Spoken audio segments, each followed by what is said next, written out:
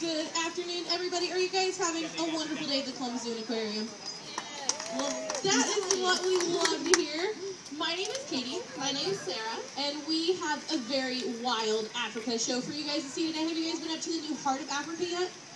Yes, I see lots of nodding heads. That is awesome. You know, they have some awesome African animals up there, but we have some other ones right here at the Animal Encounters Village that you won't be able to see up there. Yeah, but thank you. Thanks.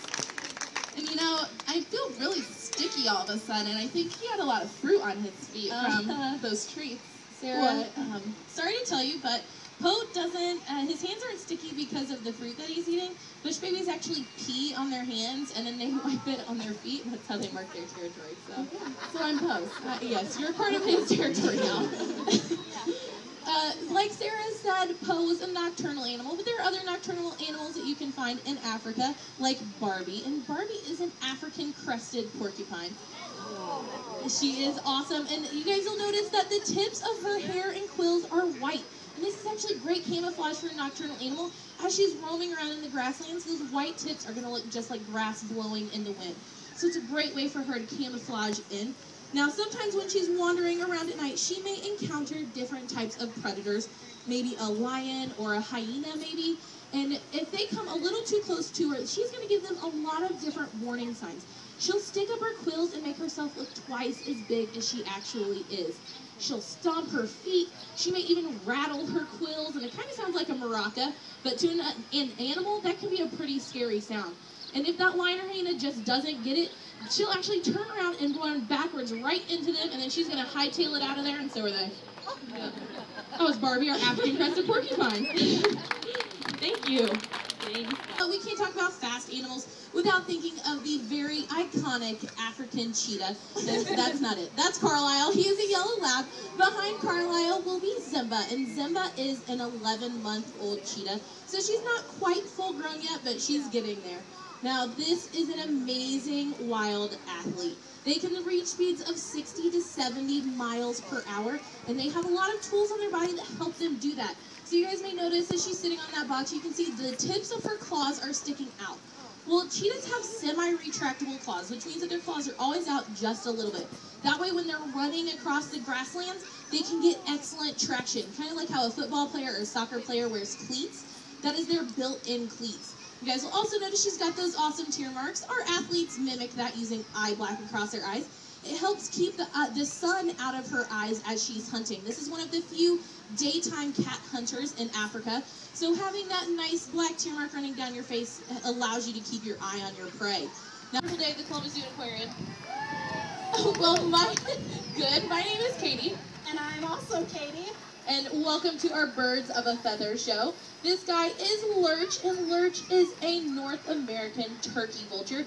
Now, we see these animals a lot of times flying way up in the sky, circling around. Now, this bird is one of the very few birds that has an excellent sense of smell. So when they're flying around, they are actually smelling for all kinds of food. And they don't like to eat things that we like to eat. In fact, he loves to eat the dead, rotting carcasses on the side of the road, which is really, really gross, but it's also a very important job for an animal to have here in Ohio to help keep our roadways clean and to keep disease out of wild bird populations. Now, he is definitely a pretty cool bird and an awesome garbage man with an important job, so thank you, Lurch.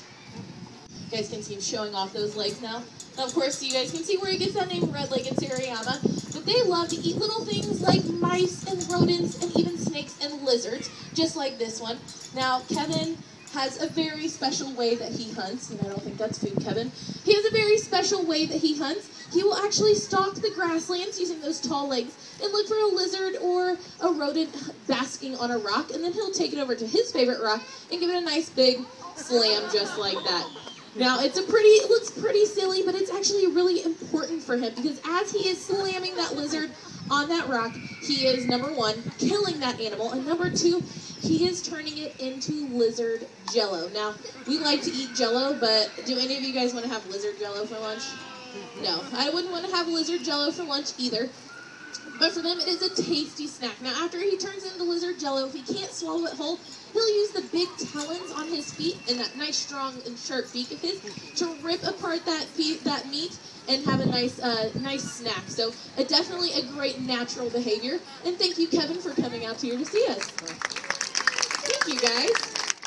Anna definitely did a great job. You know, we can't talk about bird conservation without meeting Sammy and Wahoo. They are African black-footed penguins. And in fact, this is an endangered species that those conservation pins go to help support in the wild. Now, of course, being an African black-footed penguin, these two live on the southern warm, rocky coast of Africa. And of the 17 species of penguin, more than half of them live in warm weather, but it doesn't matter where you live as a penguin, you have to be excellent at swimming. And these two, of course, are showing off all of those awesome adaptations that allow them to be excellent swimmers. They can swim up to 20 miles an hour, and they do that to eat up to 25 different species of fish. They aren't very picky. But when they are swimming in those cold waters, they have to have nice wings. They don't help them fly through the air, but do help them fly through the water. And they'll spend the majority of their day in the water, but at the end of the day, they have to be able to go home. And they don't have a nice sandy beach to coast up onto. They actually only have the rocky coast of South Africa to hop home on. That's your cue to hop, guys. So they are actually excellent hoppers, and that is how they would go home for the night. Bye, guys. Bye. Thank you. It is a very cool idea, and nest box plans are a wonderful way to help support birds in your backyard. But if you want to help us support birds across the world, you guys should stick around to meet Kramer. And Kramer is a blue and gold macaw, and they're found in the rainforests of South America.